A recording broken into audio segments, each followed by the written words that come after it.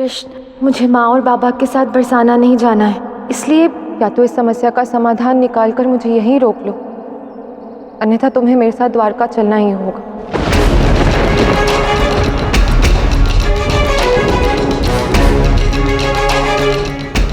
मेरी भोली ही राधे, कल पूजा संपन्न होने तक तो एक समस्या का समाधान भी हो जाएगा। तुम बस देखते जाओ। ओम नारदाय नमः, ओम नारदाय नमः, ओम नारदाय नमः। नारद ऋषि मेरा आह्वान स्वीकार क्यों नहीं कर रहे? मैं हार स्वीकार नहीं करूंगा, आपको मुझे दर्शन देना ही होगा। ओम नारदाय नमः। महादेव, कंस देवर्षि नारद को अपने युद्ध का भागीदार बनाकर उचित नहीं कर रहा है। जानता हूं गौरी, किंतु कंस तब तक शांत नहीं बैठेगा जब तक देवर्षि नारद उसे दर्शन नहीं दे देते। नारायण नारायण। प्रणाम महादेव, प्रणाम देवी पार्वती। कदाचित देवी पार्वती का भय उचित है। कंस का हट मुझे अत्यधिक विचलित कर रहा है प्रभु। कब तक मैं उसके धैर्य की परीक्षा लेता रहूंगा? और प्रभु, अब तो देवराज इंद्र भी चाहते हैं कि मैं कंस से जाके बोलूं कि देवराज इंद्र कितने शक्तिशाली हैं। प्रभु, मुझे इस विचित्र संकट से अब आप ही निकाल सकते हैं। समाधान अत्यंत सरल है देवर्षि।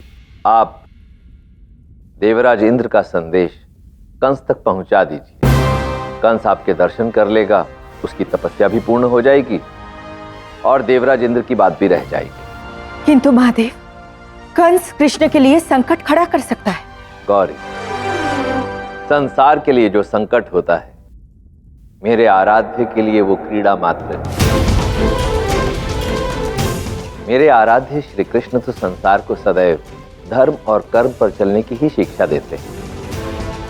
इसलिए आप कंस को दर्शन देकर अपना धर्म निभाइए और देवराज इंद्र का संदेश कंस तक पहुंचाकर अपना कर्म, उसके पश्चात इसके क्या परिणाम होते हैं उसके विषय में आपको चिंता करने की कोई आवश्यकता नहीं, क्योंकि वो कंस और देवराज इंद्र के कर्म हैं और उनके परिणाम भी उन्हें ही भुगतने होंगे। धन्यवाद प्रभु, धन्यवाद। नारायण नारायण। गौरी, मैं जानता हूं कि देवर्षि नारद को जो परामर्श मैंने दिया है उससे तुम थोड़ी विचलित हो, परंतु धैर्य रखो। मैं जो भी कर रहा हूं आराध्य की इच्छा से ही कर रहा हूं और आराध्य की इच्छा अनुसार शीघ्र ही देवराज इंद्र को उचित अनुचित का ज्ञान होने वाला है। वृंदावन वासियों, यदि तुम देवराज इंद्र को प्रसन्न करना चाहते हो तो तुम सबको एक बड़ी आहुति देनी होगी। इतनी बड़ी आहुति का भार कोई एक व्यक्ति कदापि वहन नहीं कर सकता, परंतु यदि 10 व्यक्ति मिलकर यह सामग्री जुटाएंगे तो किसी एक पर अतिरिक्त भार नहीं पड़ेगा। जैसा कि हम सभी जानते हैं कि आज हम इस चौपाल में एकत्रित हुए हैं उन 10 व्यक्तियों के नामों की पर्चियां निकालने के लिए जो कल होने वाले पूजन की सामग्री जुटाने का उत्तरदायित्व लेंगे। तो चलिए इंद्रदेव का नाम लेकर हम इस कार्य को आरंभ करते हैं। इंद्रदेव की जय।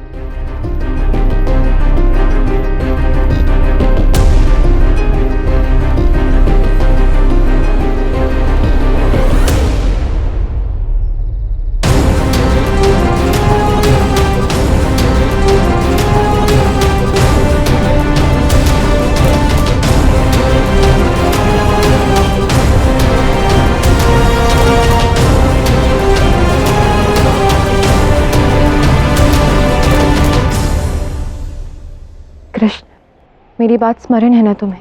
केवल कल तक का समय है तुम्हारे पास, अन्यथा वृंदावन की इस लीला का अंत करके हमें द्वारका लौटना होगा। यही कहना चाहती हो ना? मैंने कहा ना राधे, ये अभी संभव नहीं है। अभी बहुत सारे महत्वपूर्ण कार्य करने शेष हैं। और कल की चिंता क्यों कर रही हो? आज की चिंता करो। तनिक देखो, सब आहुति के विषय में सोचकर कितने चिंतित हैं।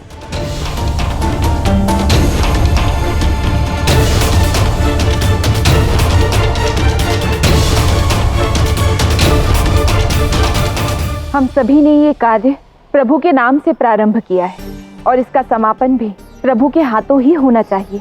बच्चे तो साक्षात भगवान का रूप होते हैं और इसीलिए मुझे लगता है कि हमारे वृंदावन के बच्चों को ही ये पर्चियां उठानी चाहिए। क्यों आर्य? उचित कहा ईश्वर। श्रीधर, यहाँ आओ।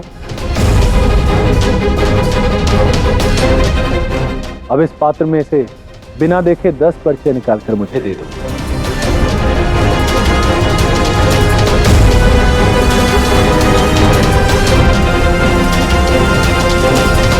हे प्रभु, कहीं आपका नाम ना निकल जाए। हमारे पास तो केवल 4 ही गैया हैं। शुभ शुभ बोलो। तुम्हारी बातों से इंद्रदेव कुपित हो गए तो पूरी वृंदावन को उनका क्रोध झेलना पड़ेगा।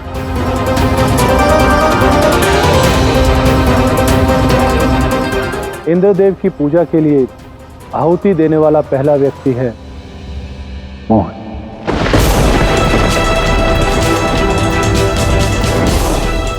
नंद जी, मेरे पास तो 4 गैया हैं, जिनमें से 3 गैया मैं यज्ञ में देने के लिए सज्ज हूँ।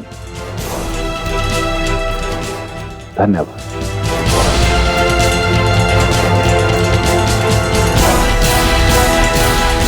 दाऊ, इंद्रदेव इतने निर्दयी कैसे हो सकते हैं?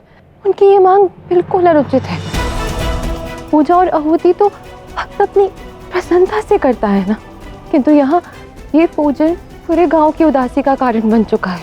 तुम उचित कह रही हो राधा, किंतु यहाँ हम कर भी क्या सकते हैं? हम तो केवल इस भार का उत्तरदायित्व उठाने वाले कंधों की सहायता कर सकते हैं और कुछ भी नहीं। ओम नारायण नमः। नारायण नारायण। प्रणाम नारद मुनि।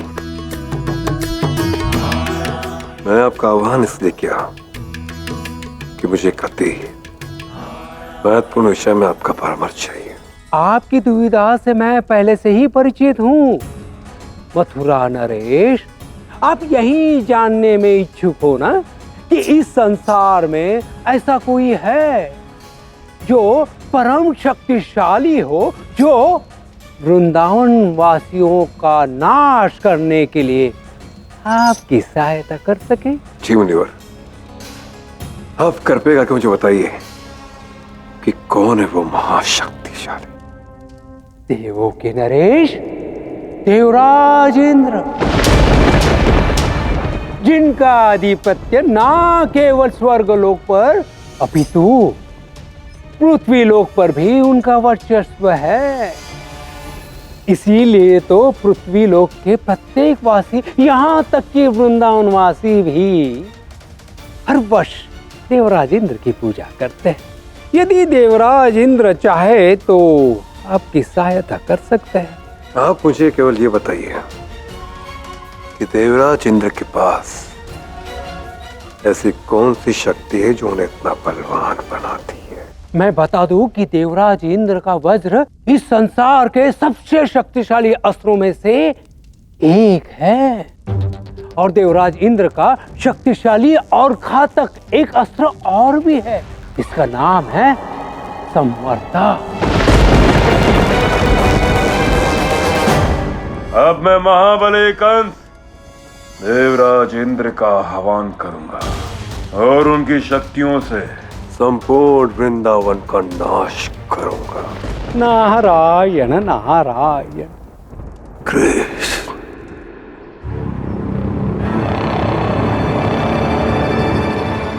9 नामों का चुनाव तो हो चुका है। यह है अंतिम पर्ची। हे नारायण, अब न जाने किसका नाम निकलने वाला है।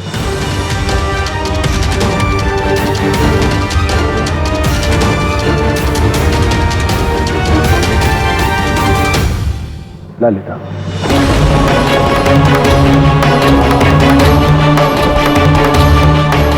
परंतु ललिता के पास तो एक ही गैया है। वो को कैसे अपनी गैया देगी? कोई बात नहीं कीर्तिदा काकी, मैं गैया देकर अपना उत्तरदायित्व पूर्ण करूंगी।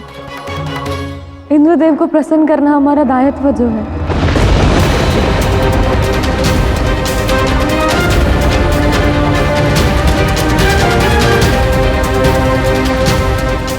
कैसी पूजा है कान्हा जिसमें संपूर्ण गांव दुखी है, कोई हर्ष नहीं, कोई उल्लास नहीं है, यहाँ तक कि हमारी सखियां तक दुखी हैं। अब तो हमें कुछ करना ही होगा कान्हा। मैं समझता हूँ था, सब जो कर रहे हैं इंद्रदेव के कोप से भयभीत होकर कर रहे हैं, और जो कर रहे हैं वो अनुचित है। किंतु इंद्रदेव के इस अनुचित मांग को उचित करने का अभी समय नहीं आया। जब उचित समय आएगा सब उचित करेंगे, धैर्य रखें।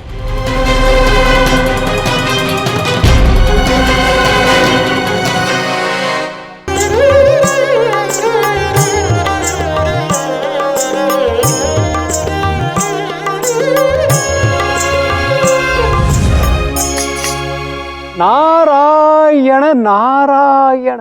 प्रणाम मुनिवर।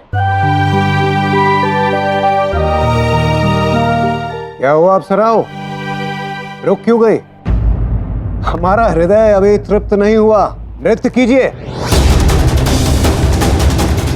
सभी अप्सराओं ने मुझे देखकर अपना नृत्य रोक दिया, मेरा आदर करते हुए मुझे प्रणाम किया, परंतु देवराज इंद्र वो तो अपने अहंकार में चूर एक ब्राह्मण का स्वागत करना ही भूल गए।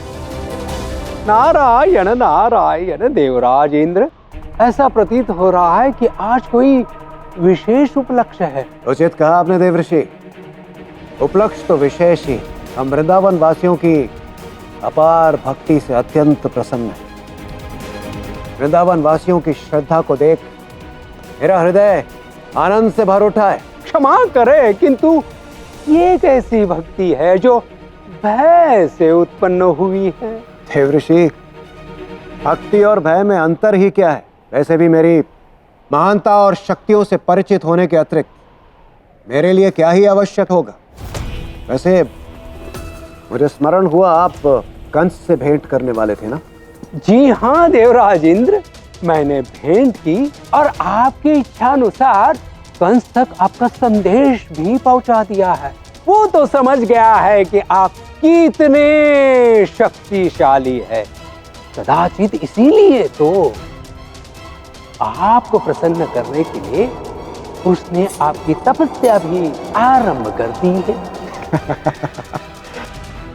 देवऋषि, उसे ऐसे ही तपस्या करने दीजिए, इसका कोई लाभ नहीं। मैं तो उसकी पुकार को अनसुना कर दूंगा। मेरा लक्ष्य तो मात्र उसे सत्य से परिचित कराने का था। मुझे आपकी शक्तियों पे संदेह नहीं है, परंतु कंस का ये जानना आवश्यक था। देवऋषि, आपके कहने का तात्पर्य क्या है? आप ही सोचिए, आपकी मांगे पूरी करते करते संपूर्ण वृंदावनवासी व्यतीत हो गए हैं, और वो तब जब श्री कृष्ण स्वयं वहां उपस्थित है। क्या एक भक्त अपने प्रभु को प्रसन्न करने हेतु तो इतना भी नहीं कर सकता? और वैसे भी इसी बहाने श्री कृष्ण को भी यह ज्ञात हो जाएगा कि देवताओं के नरेश देवराज इंद्र से शक्तिशाली कोई नहीं है। आपके इस अहंकार का उत्तर मैं नहीं, अपितु श्री कृष्ण ही देंगे। नारायण नारायण।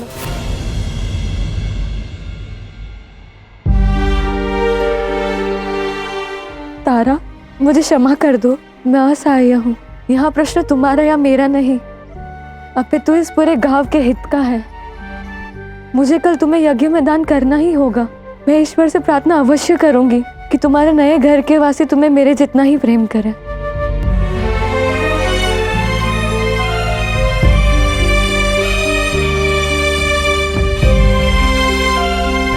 कृष्ण, यहाँ क्यों आए हो तुम? मैं अपनी सखी से मिलने आया हूँ। वो सखी जो अपनी गैया को खोने के विचार मात्र से इतनी दुखी है। ये क्या बात हुई? मैं यहाँ पे आप सबके दुख को हरने आया हूँ और आप सब मुझे ही दूर कर रहे हैं। क्या हुआ? अपनी सखा से रुष्ट है? अट्ठास छोड़ो कृष्ण, ऐसा तो है नहीं कि वृंदावन वासियों की उदासी तुमसे छुपी हुई है। आकाशवाणी होने से पूर्व सब कितने प्रसन्न थे, उत्साहित थे यज्ञ को लेकर, किंतु जब से इंद्रदेव ने इतनी बड़ी आहुति मांगी है तब से वृंदावन में कोई भी प्रसन्न नहीं है। हमारे लिए हमारे पशु परिवार के अभिन्न अंग की भांति होते हैं, ललिता के लिए भी तारा उसके परिवार की भांति ही है। तुम तो जानते हो ना कृष्ण, ये कितना प्रेम करती हैं अपनी गैया से। तुम ये बताओ कि क्या इंद्रदेव की मांग अनुचित नहीं है? सत्य कहा रहा था, यह अनुचित है, किंतु यह अन्याय शीघ्र ही न्याय का रूप लेगा।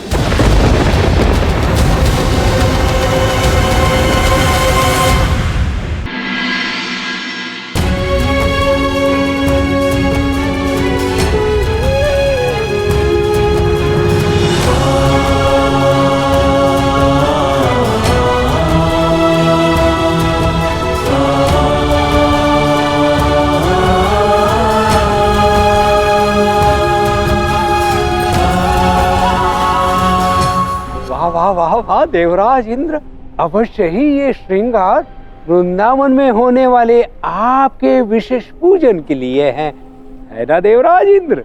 जी देव ऋषि, उचित कहा आपने। पूजा के पश्चात मैं स्वयं वृंदावन जाऊंगा और उन्हें अपने अलौकिक रूप के दर्शन दूंगा, जिससे सभी वृंदावन वासियों को यह ज्ञात हो जाएगा कि वृंदावन का सबसे सर्वश्रेष्ठ देवता देवराज इंद्र ही है। किस विचार में लीन होगा ना? समय आ गया है तब अनुचित को उचित करने का, अन्याय को न्याय में परिवर्तित करने का। रुक जाओ ललिता,